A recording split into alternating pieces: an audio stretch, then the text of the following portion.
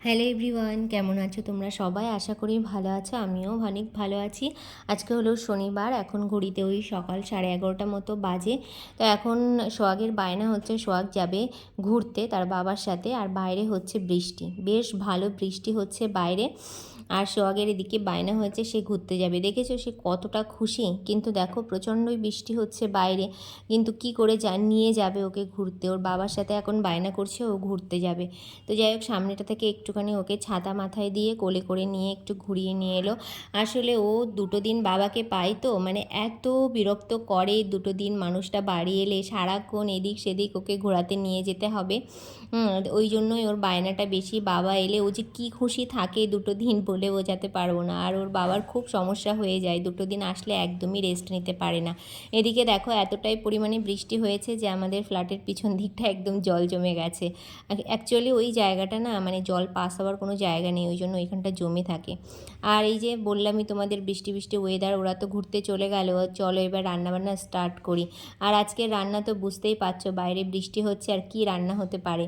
তো খিচুড়ি রান্না হবে আজকে, তাই জন্য মা এখানে একটা মিক্সড সবজি রান্না করে নিচ্ছে। সব রকম সবজি যা যা ছিল ফ্রিজে মোটামুটি দেওয়ার মতো সব রকম দিয়ে, আর পুঁই শাক দিয়ে একটা সুন্দর তরকারি করে নিচ্ছে নিরামিষভাবে। যেহেতু আজকে শনিবার তাই জন্য তো সমস্তটাই নিরামিষ।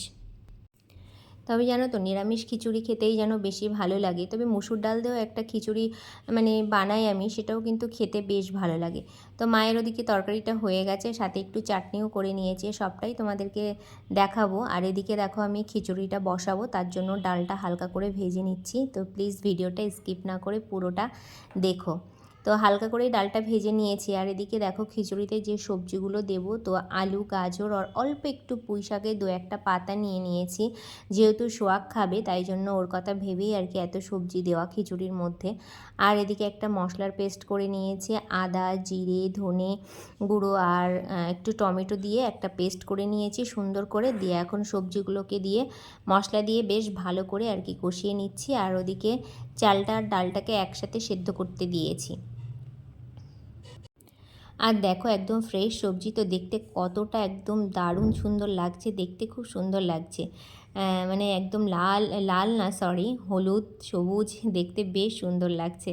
তো দেখো মশলা টশলা দিয়ে কষিয়ে, সবজিটা দিয়ে কষিয়ে এর মধ্যে দিয়ে দিয়েছি। আর একটু সেদ্ধ হলে সবজিগুলো, তার মধ্যে একটু ঘি গরম মশলা দিয়ে দেবো, তাহলেই হয়ে যাবে। তবে হ্যাঁ, এখানে আমি এখনও কোনো ঝাল ব্যবহার করিনি, লঙ্কা টঙ্কা দেইনি। তার কারণ হচ্ছে এই যে লঙ্কা এখানে আমি কেটে রেখেছি, তার কারণ হচ্ছে সোহাগ যেহেতু খাবে তাই জন্য ওরটা আগে তুলে নিয়ে পরে আমি লঙ্কাটা দিয়ে দেবো। তো খিচুড়ি আমার কমপ্লিট হয়ে গেছে, তার সাথে একটু গরম গরম বেগুন ভেজে নিচ্ছি, কারণ সোহাগের খাওয়ার টাইম হয়ে গেছে আর ও বেগুন ভাজা খেতে বড্ডই ভালোবাসে। তো তাই জন্য ওর জন্য রেডি করে নিলাম। আর এই যে খিচুড়ি আমার একদম রেডি হয়ে গেছে, সাথে গরম গরম বেগুন ভাজা আর একটা সবজির তরকারি আছে, পাঁপড় ভাজা, আর এদিকে মা আম আর আমড়া দিয়ে চাটনি করেছিল একসাথে। তো সেটা তো আজকে মোটামুটি বাইরে তো বৃষ্টি বৃষ্টি ওয়েদার, আর একদম জমিয়ে খাওয়া যাবে খিচুড়ি। অন্য দিন হলে হয়তো সাথে ইলিশ মাছ থাকতো, বাট আজকে তো শনিবার, সেটা সম্ভব নয়।